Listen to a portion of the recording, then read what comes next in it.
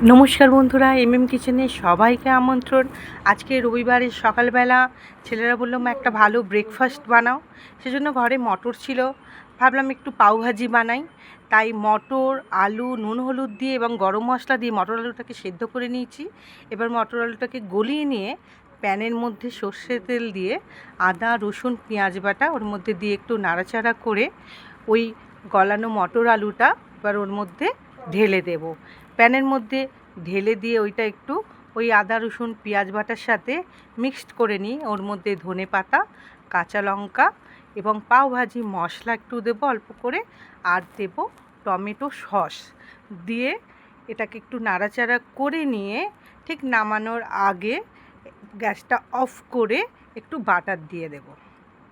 গরম অবস্থাতেই বাটারটা দিলে বাটারটা সঙ্গে সঙ্গে গলে যাবে। আমার হয়ে গেল পাওভাজির ঘুগনিটা।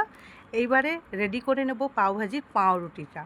পাওভাজির পাউরুটিটা মাঝখান থেকে কেটে নিয়ে একটা সাইডে আমরা ভালো করে বাটারটা লাগিয়ে নেব। ভালো করে বাটারটা লাগিয়ে নিয়ে ওর ওপরেই টমেটো সস লাগিয়ে নেব। যে সাইডটাতে আমি বাটার লাগিয়েছি সেই সাইডটাতেই আমি টমেটো সস লাগিয়ে নেব। আর একটা সাইডে যেটা কিছু দিইনি সেটাতে আমি পাওভাজির ঘুগনিটা লাগিয়ে এক একটা করে পাউরুটি এইভাবে রেডি করে নেব।